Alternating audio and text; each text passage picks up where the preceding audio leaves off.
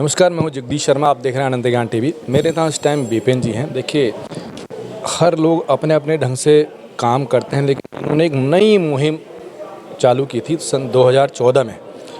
और क्या होता है, काफ़ी लोग कोई बर्ड जो हैं लवर्स हैं, कोई डॉग लवर्स हैं, कोई अलग अलग जो है पक्षियों को या जानवरों को घरों में पालते हैं।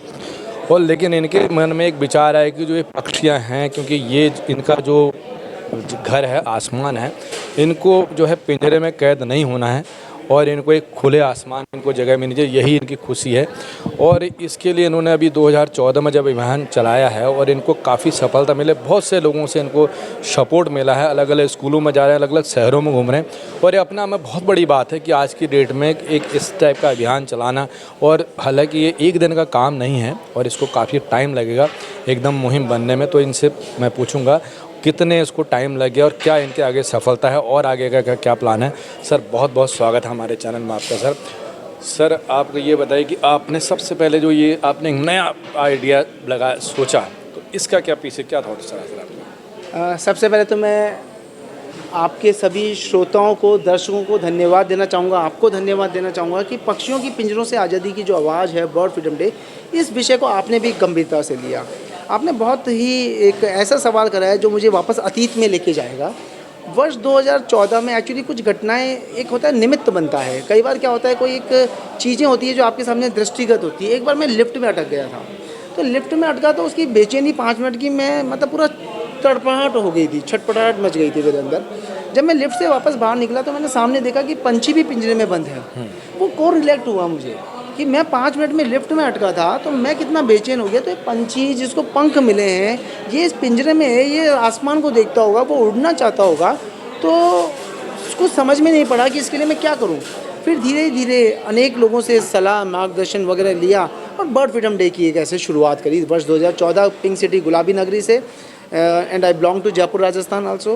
तो जयपुर मेरा जन्म स्थल भी था, कर्म स्थल भी था, वहीं से इस अभियान की शुरुआत की, विचार ये वहीं पे केंद्रित हुआ।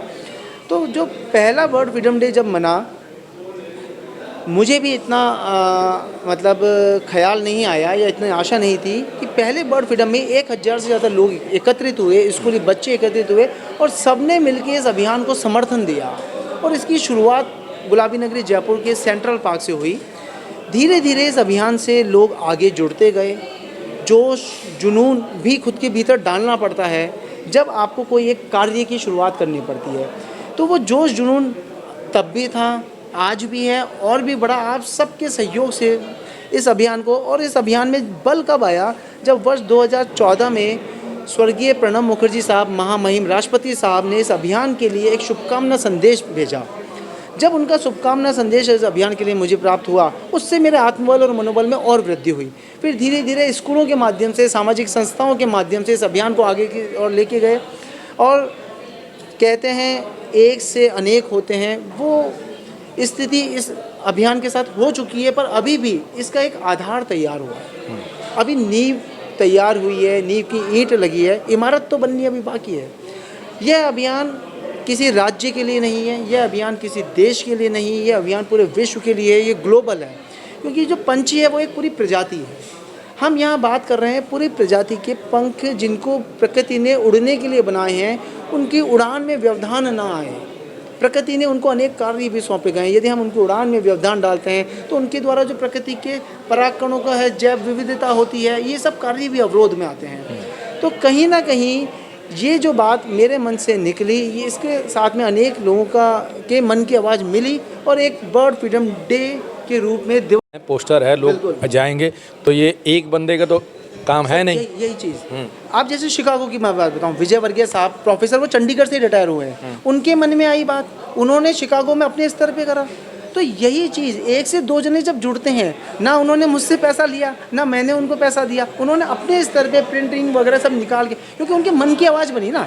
क्या होता है, जब हम सार्वजनिक रूप से आगे बढ़ते हैं तो बहुत से काम ऐसे होते हैं जो लोग कर नहीं पाते क्योंकि मंच नहीं मिलता या उनको सपोर्टिंग सिस्टम, पर उनको यदि मिलता है तो वो अपने लेवल पे करते हैं। तो ऐसे ही ये अभियान आज तक आगे बढ़ा है और मुझे पूरी उम्मीद है ईश्वर का कृपा होगी, ऐसे ही आगे जाएगा। जैसे हमारे यहाँ से योगा डे की शुरुआत हुई, आपको पता है आज पूरे वर्ल्ड में योगा डे मनाया जाता है। अब आपने जो ये शुरुआत करी है, क्या कभी आपने प्रधानमंत्री इस विजन को आगे ले जाने की कोशिश किया कि इसको उस लेवल तक पहुंचाया जाए? जी बिल्कुल, क्योंकि मैंने जब मुझे आई बात, मन में ख्याल आया, तो मैंने राष्ट्रपति जी को लेटर लिखा, क्योंकि मुझे कहीं ना कहीं ऐसा लगा कि राष्ट्रपति जी एक संवैधानिक एक ऐसा पद है जो पूरे भारत के लिए है। तो जब उनसे फिर एक्नॉलेज हुआ, उसके बाद धीरे धीरे उपराष्ट्रपति सर ने खुद, मतलब उस समय वो बंगाल के गवर्नर साहब थे, जगदीप धनखड़ साहब, उन्होंने खुद इसका पोस्टर का विमोचन करा। जो कल्याण सिंह जी अपने राजस्थान गवर्नर साहब थे, उनके माध्यम से इसका अवलोकन करा के विमोचन कराया। तो आगे तक हम इस अभियान को लेके जा रहे हैं और लेके जाएंगे। और जहाँ तक आपने कही बात प्रधानमंत्री नरेंद्र मोदी साहब की, अभी तक मैंने वहाँ पे अप्रोच करा नहीं, और मैं उम्मीद करूँगा आप लोग मार्गदर्शन दें, साथ करें, हम उनको भी इस अभियान से अवगत कराएंगे और उनका समर्थन भी चाहेंगे, और ये चाहेंगे कि मोदी सर भी इस अभियान के लिए लोगों को प्रेरित करें और लोगों को अधिक से अधिक लोगों को जागरूकता करें। ठीक है सर, बहुत बहुत धन्यवाद हमसे बात करने के लिए। बहुत बहुत thank you sir. Thank you. ज़्यादा खबरों के लिए देखते रहिए BNC मीडिया चंडीगढ़।